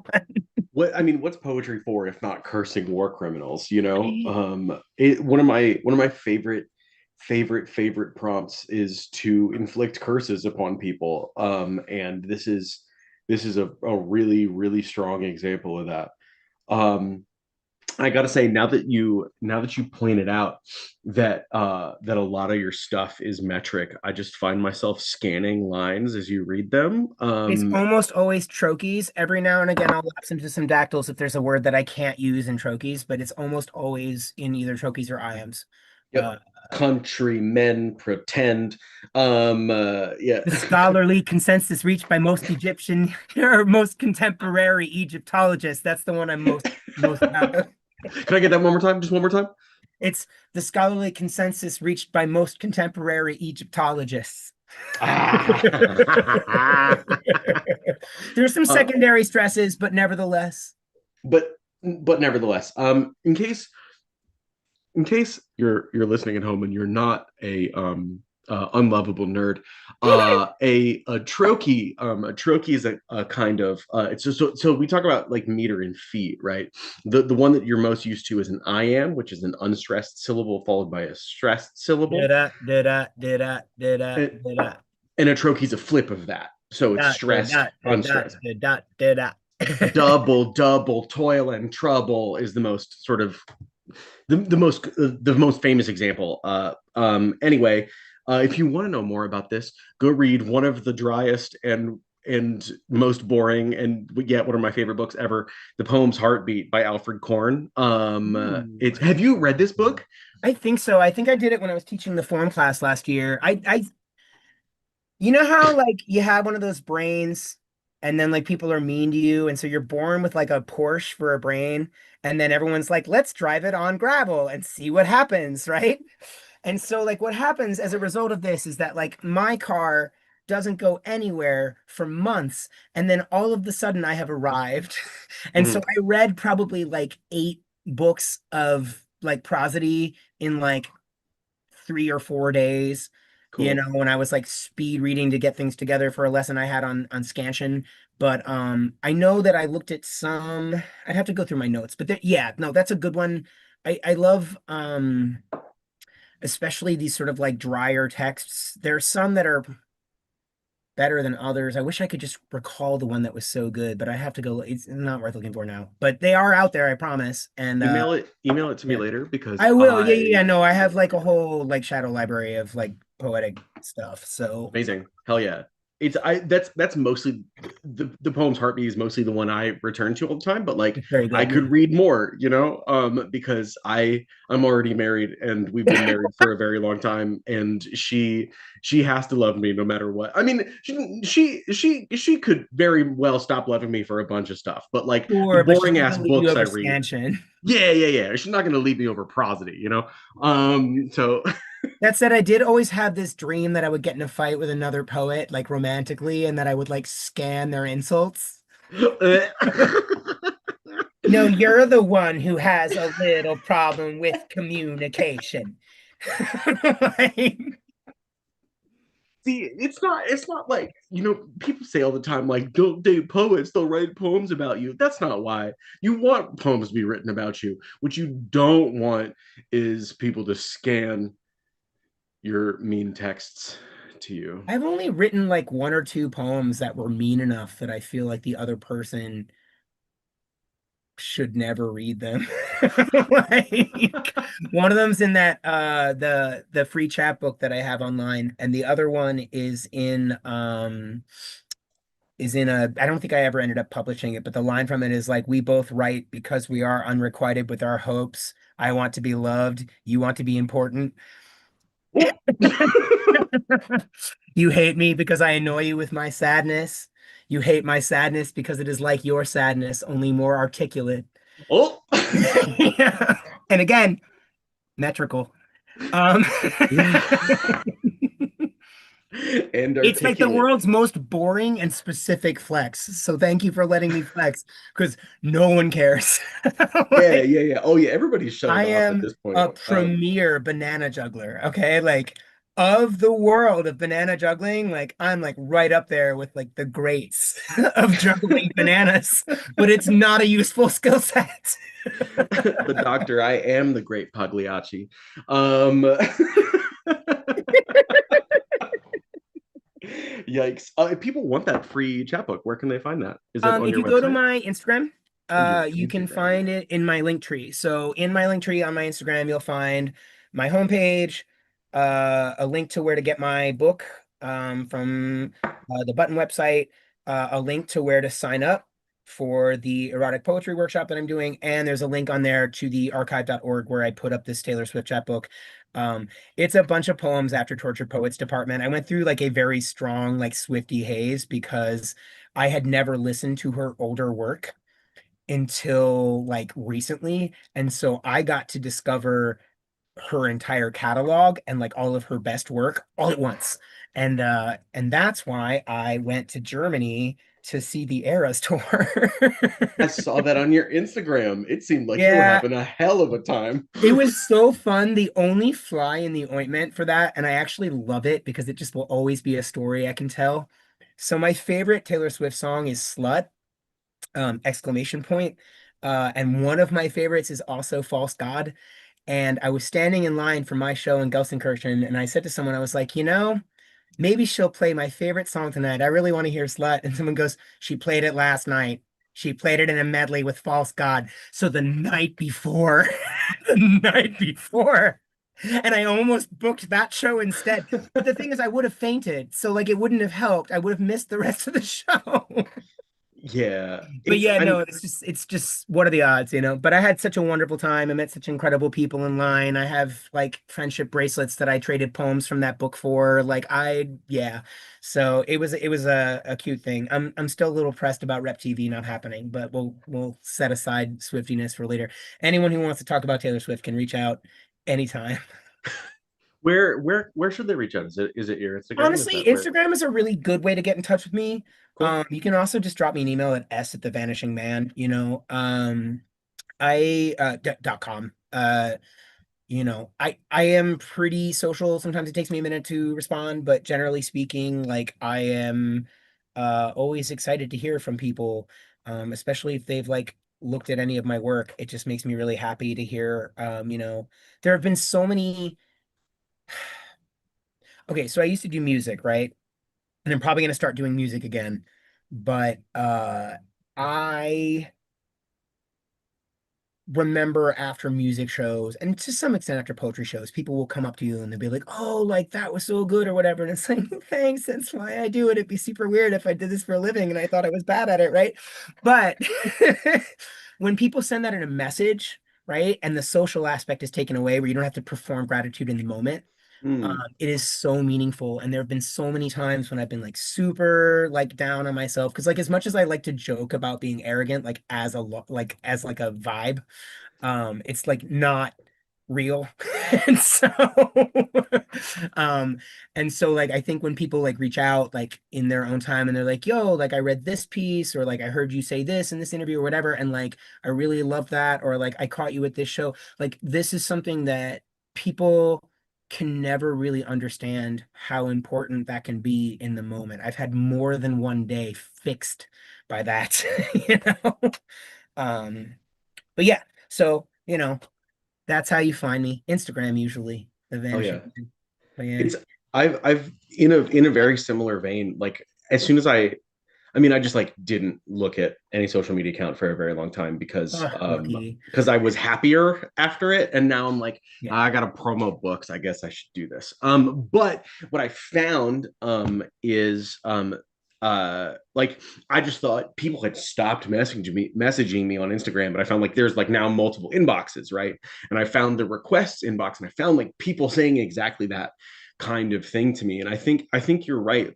I had never put a name to it, but like having to perform gratitude is really difficult, but being able to have my own genuine reaction where nobody can see and then respond feels, because like I find myself using a stock phrase all the time when people were like, hey, you were really good tonight. I almost always say like, thanks, I try really hard not to suck, so it's nice to know that it's working, right? And Thanks. like, It makes me feel really good to hear. yeah, right. And like, and I feel like I've gotten good enough at saying that it sounds genuine every time, but it like I got to a point where I was like, I can't be effusive and grateful in a genuine way to everybody that said, you know what I mean? Yeah, Anyway, no, of course. And it's funny because I remember when I was younger, I always used to think like, oh, I don't understand these artists who like hide away in their room after the show. Like, don't you want to meet like all of your fans and blah, blah, blah. And like now, if you can get me out, if there's a green room and you can't get me out of it almost ever. And like I feel so guilty, but it's just because if I've done my job correctly on the stage, I am now messed up and I need a minute. yep, And so like yeah. because I still like when I write these things or whatever, for whatever reason, it's just like something that really takes up a lot of emotional space. And so when you read it, like as California as it sounds, I feel like it's like very draining, very it's like emotional labor. Like, I and I mean, love it, and it's like nothing I love more, but like to connect with people on that level, but then like afterwards, yeah, I would much prefer to have a minute to like soak it in and like think of something specific to tell people. But yeah, these are champagne problems. yeah, yeah, yeah, Or in yeah. your This is case, sparkling grape juice problems. Um, which, let's be honest, I remember Christmas parties when I was a kid. Sparkling grape juice, delicious. Champagne, eh. it's champagne mostly tastes like it came out of a shoe, but Apples that um came out of a shoe. It is that. I don't know why it yeah. tastes like apples to me, but it does. Yeah, but Martinelli's, Mm, delicious. anytime, anytime. Oh Yeah. God, champagne problems. I love that we Also just a did great your. Taylor Swift song. Anyway, go. Do you want? All right. Do you want to just name the Taylor Swift songs you like? Go five No, no. more. Oh, God. Okay. Top five: False God, Slut, Champagne Problems, Illicit Affairs, and ooh, I Know Places. I think that's right. Oh, Mm. wait. Take Illicit Affairs out of there and put Vigilante shit in there instead. Okay. Cool. Cool. Cool. Good. Yeah. If Anyway, there you if Taylor were to cover any song ever, what would you want her to cover? What do you think she could really crush? go. Ooh. Okay, so this is not an answer to that question, but I do think it's worth pointing out to people. If you go on YouTube, you can find a clip of Taylor Swift in LA doing a live show. I think it was on the 1989 tour. and she invites Mary J. Blige out, and they do oh God, I always get this song confused with No More Drama because it's like her biggest hit, you know? Uh ain't it's time for celebration. Oh yeah, yeah. Right. But hearing Taylor Swift going like, we're celebrating no more dramas in our lives. I'm like, well, first of all, you'd be broke. But second of all, like it's nice to hear you say it. So yeah, that I would love to hear what she did with ooh, you know what? Anything by Anita Baker. I would love to hear her do like Sweet Love by Anita Baker or yeah, no, I think I'm gonna go with that. It's a random one. It's not one I'll stick to forever, but right now that's the one. Hell yeah. That's God, that's so much smarter than I was hoping to hear. I used to play this game with friends where I would think of like an artist and like think of a cover that I would want to hear them do. And the number one champion of all time for me is Jason Mraz's Absolutely Zero as covered by Fiona Apple would be so good. Yeah. It's a very specific deep cut on both sides, but nevertheless, I can hear it very clearly in my mind. And the best part about playing this game is that the Beyonce pairing I always had was Maps by Yeah Yeah Yeahs.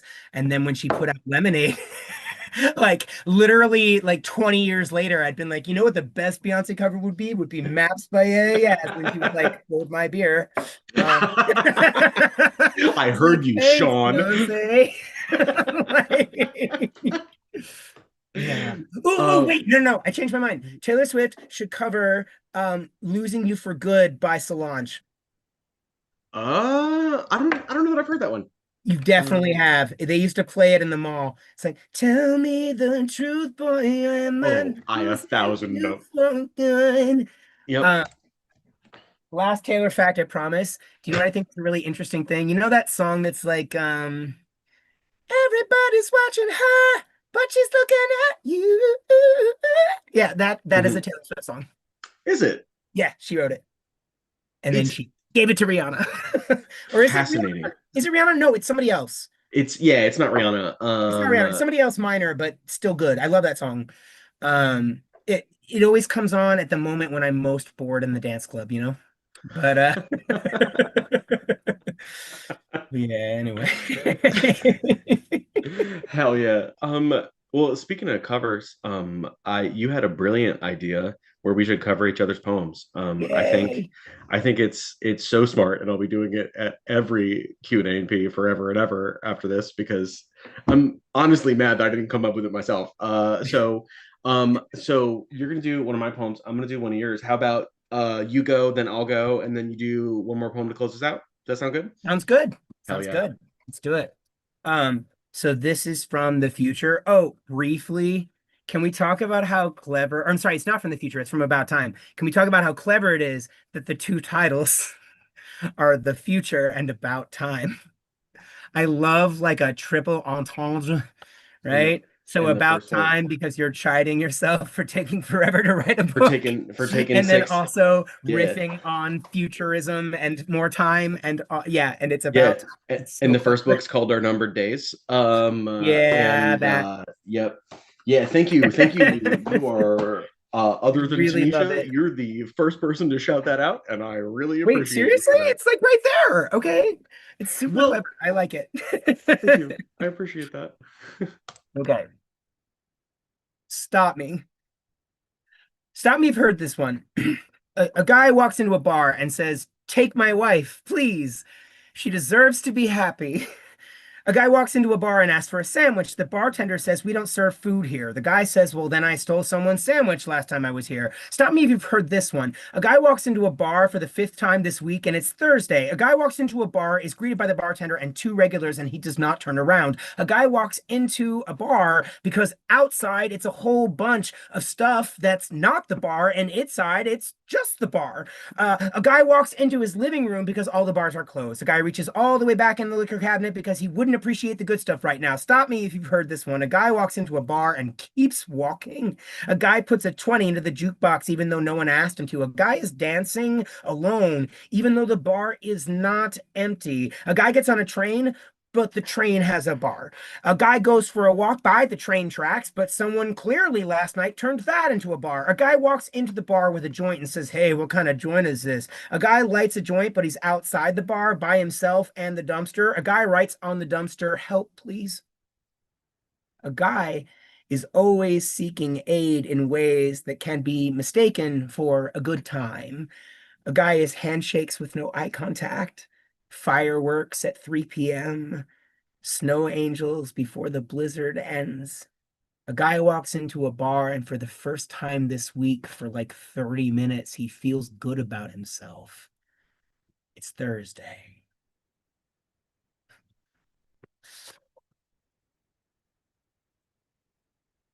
Hey, This that is- was pretty good. I never knew it was that good, and then you It's just so good. It's so good. that dumpster that I wrote "Help Please" on was behind Hot Rods, which was one of the worst bars in the Midway in St. Paul. It was sort of vaguely NASCAR themed, but it was mostly vomit themed.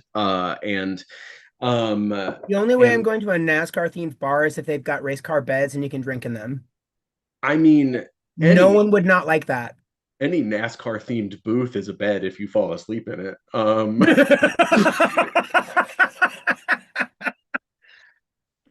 Tis true, tis true. Mm. Yuck. Yeah, I don't.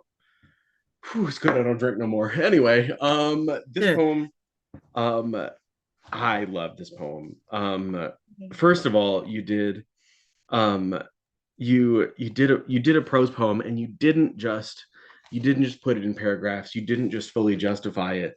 You messed with the margins. There it is. You messed with the margins, and you fully it just looks so nice. It just looks good to I see. did spend an inordinate amount of time uh on the margins of my book. It's silly. There's like numerology jokes in there too. It's very compulsive.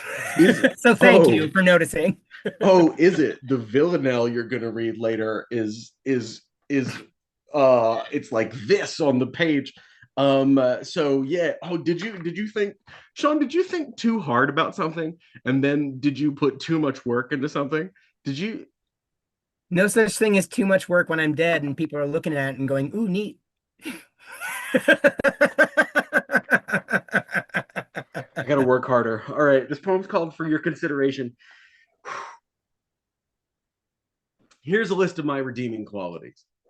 I'm a thoughtful reader, educated, broadly traveled, good at conversation, lots of fascinating stories from the road. With time, I have perfected recipes for chicken breast, ambrosia, and a fishless Caesar salad. I'm kind to strangers, if not to myself.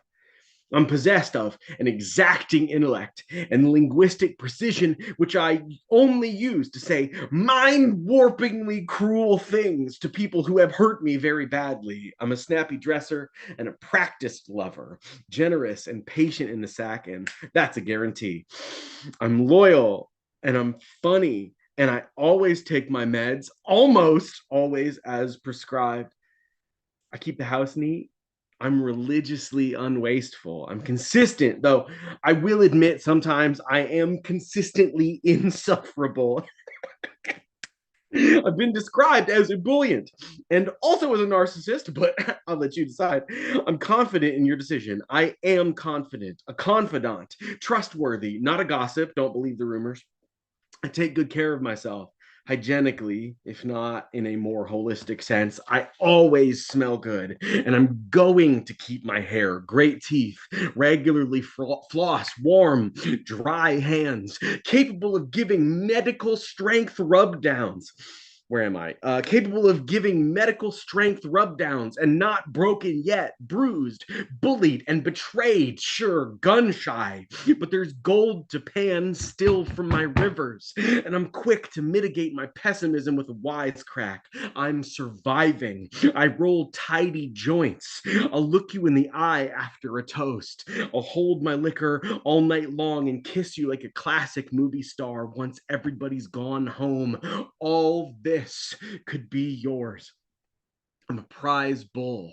I'm a puppy in a box. I am husband material. I'm healing. Look how hard I'm choosing not to die today and every day. Just look at me. I swear I'm not so difficult to love.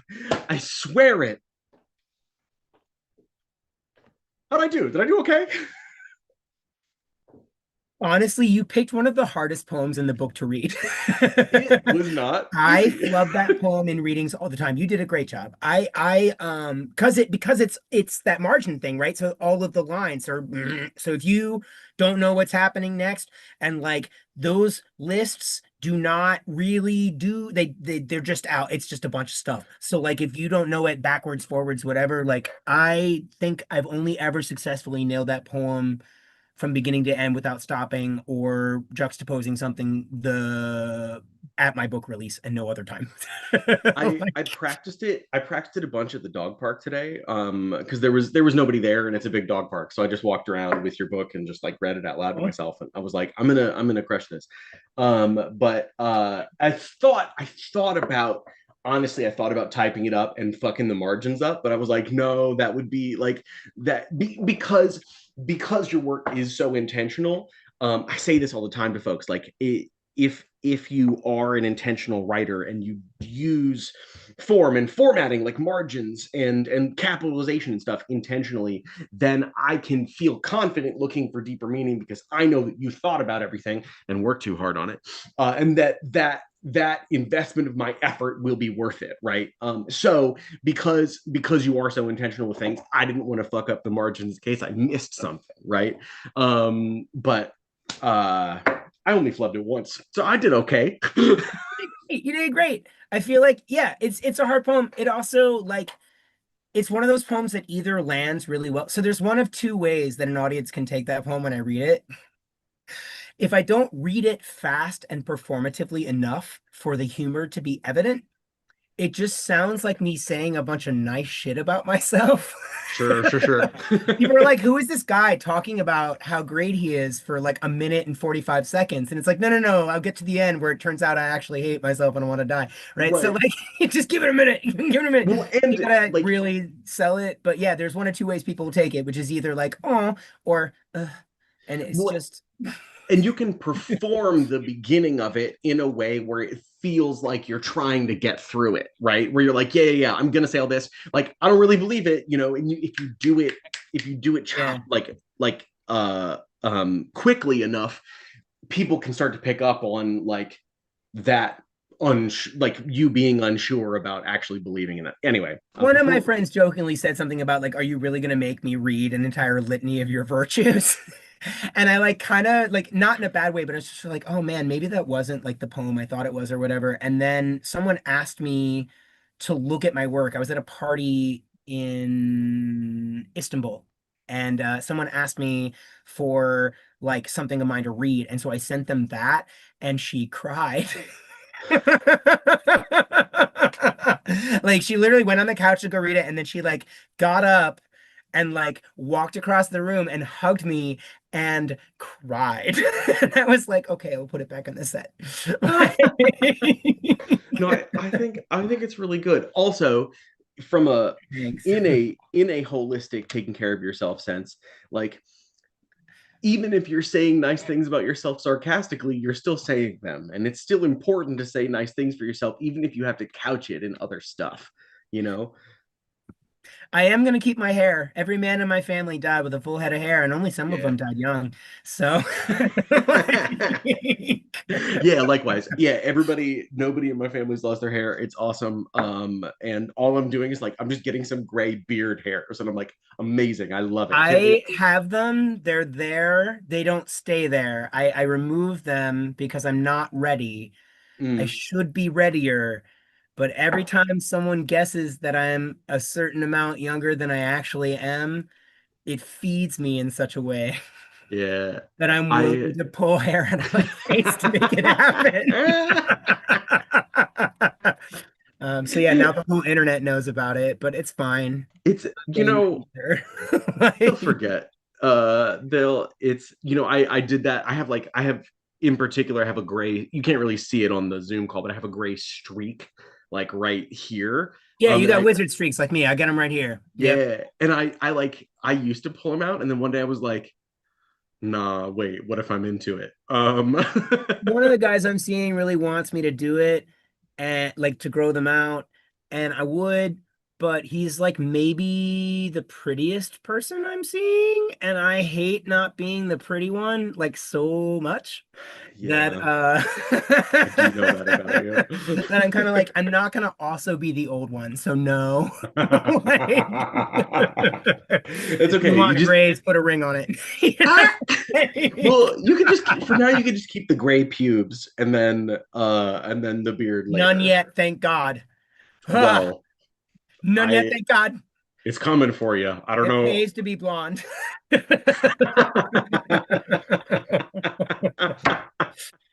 You know, sometimes literally. For some reason, Hey, I don't know why. There's like something I read about that. But anyway, I hear gentlemen prefer them. yeah, not me, but I'm not sure I'm a gentleman. I might be a bit of a rake. Like, you know, Bit at of a the very least, a Lothario. scamp, you A know? sca- Perhaps a gadabout. Maybe Uh, but maybe a yeah, wastrel.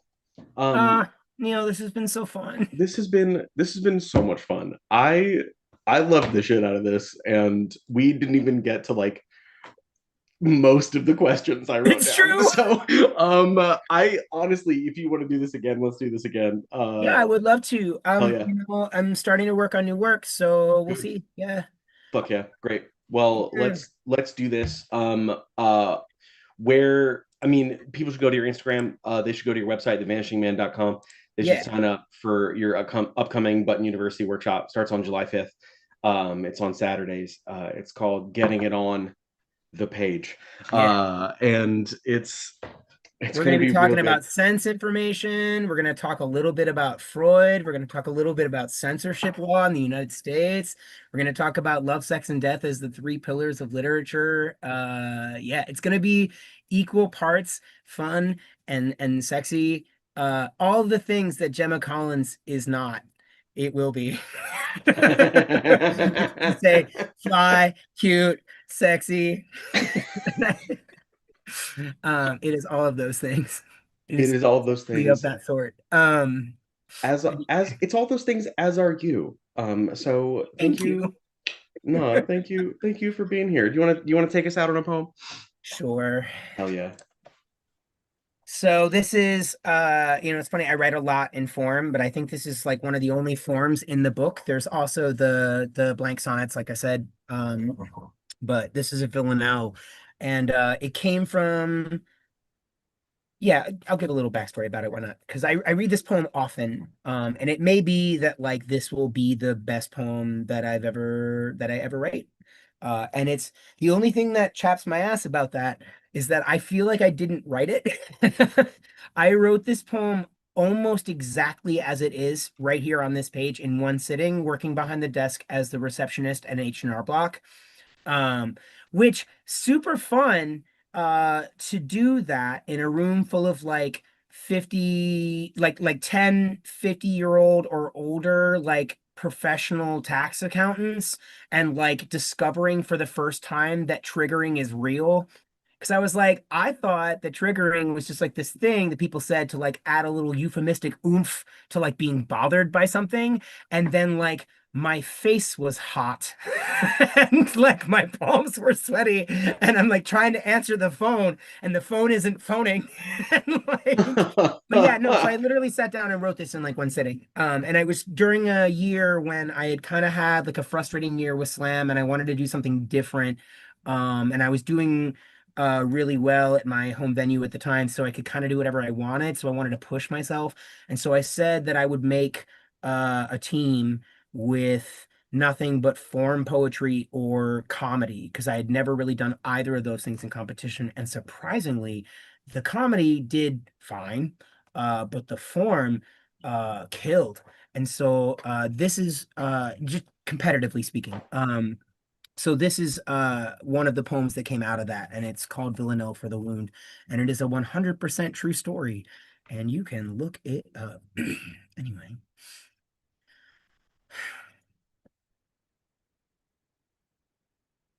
the last time I saw Josh at school, his head was shaved and his skull was stapled shut. He liked this boy, and when the boy found out about it, he spit on him.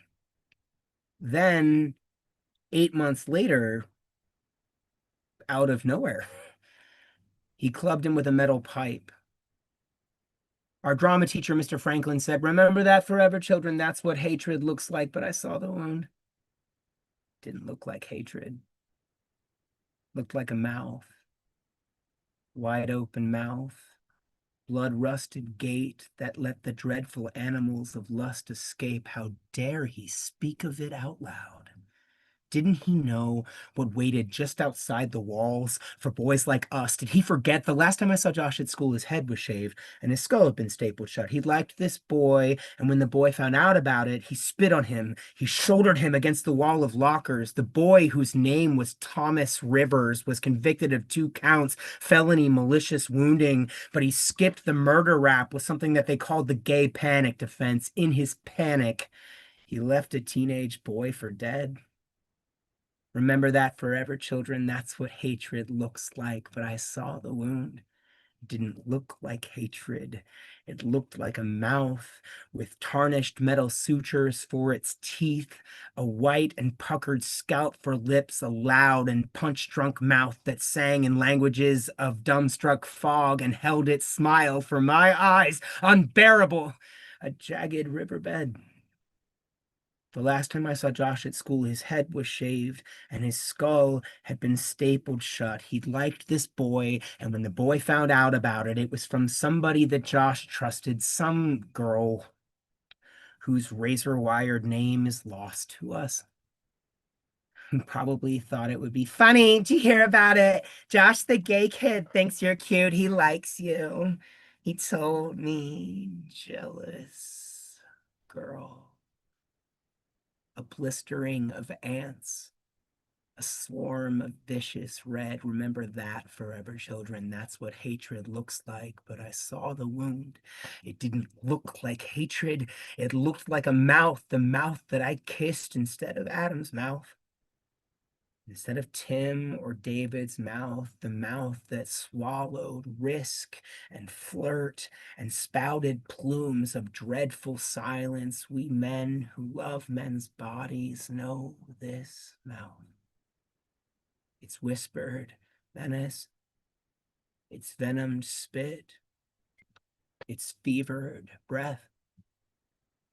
The last time I saw Josh at school, his head was shaved and his skull had been stapled shut. He liked this boy. The boy found out, and I remembered that forever. What it looked like hatred, like a mouth.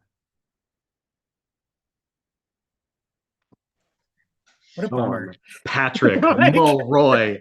Ah, how dare you write one of the only good villanelles ever written? hey, There's listen. There are some good villanelles. Uh, but what I will say, and this is something I came across in my research on villanelles. Thank you, by the by. Just always, but thank you. Turns out the villanelle is not a real. form from like back in the day. It's not an antiquarian. It's an antiquarian form. Or sorry, it's a Raphaelite form. So people in America mostly who were interested in creating forms. I think maybe it was the Brits actually, come to think of it. Those Um, bastards. but they saw the sestina, which comes from provincial France via the Occitanian people. We also have the sonnet, which comes to us through a combination of Italian sort of like religious figures and the Moors, which in the Italy of that time were Arab people, specifically, and it merges these two forms. But the villanelle is a modern form. There is no ancient example of it, and this is relatively new information. One person at Columbia University, like 2 years ago, did her whole thesis on the fact that the villanelle is not real. Fascinating. I had Yeah, no it's a 20th idea. century form or like a 19th century form at the very latest. And it was just these like particular, like sort of like scholarly Brits. In my like sort of drafted but not finished by any stretch of the imagination book of prosody that I'm working on, I describe it as Hal from Titanic sitting on the lifeboat with the little shawl, like, oh, it's just us, you know. It's like the Sestina and like the sonnet and like the rondo, and then it's just like the villanelle, like No one I knows. belong here. Like, it's like, no, you don't. But it's interesting, right? Because it's an example of this thing where like everything is about presentation. So if I had brought you that form, in 1930, and I'd said, like, here's this form I came up with, it probably wouldn't have caught on because people thought they were revisiting something old and classic. Oh God, Dylan Thomas, like when Dylan they, Thomas. they started Yeah. writing these really sort of historically significant villanelle, it was as a result of, I think, this sort of false belief in its timelessness that nevertheless like, became a self-fulfilling prophecy. So, yay. Yeah. I wonder what stories people will be telling about the golden shovel in 300 years, assuming we're still around then. I am ready for some of these nonces to work for me, and I am not by any stretch of the imagination a snob about form. Like, I mean, maybe, okay, not that, maybe by some stretches of the imagination. I do get irritated when people call something a sonnet and it has nothing to do with sonnets. It's just like a column. It's like, yes, Mm, that's a sonnet because it's a roughly 4 inch by 6 inch like column mm. of words. And it's like, no, it's not what a sonnet.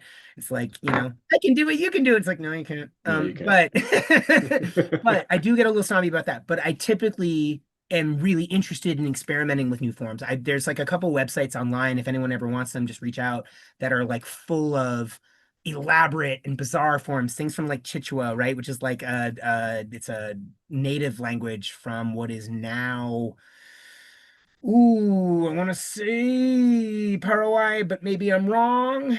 Maybe Bolivia. Oh, I forget.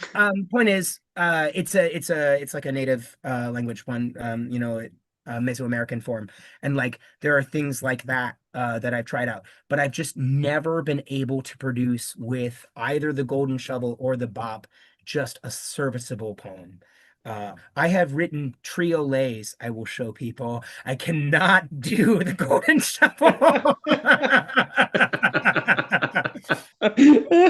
Yeah, so triolets, for those who are interested, are these tiny little French forms that are like the villanelle, but actually old. And I made a series of contrapuntal triolets that were the five Rapunzel stages of trio. grief and the five stages of drowning, and then like you put them together and they become these double triolets that still rhyme and make a lot of sense. It took too long. You're a menace. I can't. I I don't just, even know. here's the thing, okay? I have a terminal degree in writing poetry, and I know that that is not rare. Everyone out there practically has an MFA in something nowadays, I feel, and if you don't, like, please don't feel bad because I think, honestly, everything that I learned in MFA, I could have learned at workshops taught by any of those individual professors and or if I had had access to libraries because I spent my whole time pushing myself to do I wanted mastery of the craft, and we don't do that here. And so I think one of the reasons why I'm so passionate about prosody is it's like if I'm gonna dare to position myself in society as a poet, which is like weird. Like it's like saying, "What do you do for a living?" I'm a wizard. Like it's not a job. Like it's a it's a vocation or a geas. It's not an employment opportunity. And so like if I'm gonna like make productive members of society help me survive, I'd like to be really, really good at the thing that I'm supposedly supposed to be doing. And so I'm really interested in the technological aspects and meter and stuff. But yeah, no, the contrapuntal triolets, that was fun for me because I was in a 30-30 with McPherson time and like I don't remember who else, but like literally I was 15 days behind and no one thought I was going to finish. And then I was just like, here you go, 15 poems. Ma. You just activated your panic and then didn't disappoint everybody. Um, uh, Sean, this has been such a pleasure. I've had such a good time, and Yeah. I must go to bed now. No, no, it's time. So Next time you're in New York, let me know. We'll hang out. it's gonna be I have a sooner than later. terrace. It's really nice. Oh God, hell yeah. Yeah, if you find yourself down here in North Carolina, come hang out. We got a whole farm, we got fresh eggs, we got plenty of animals that could snuggle you. So Oh, I love animals. um Okay. hell yeah. Cool. All right, cool. Talk to you soon. Bye, buddy.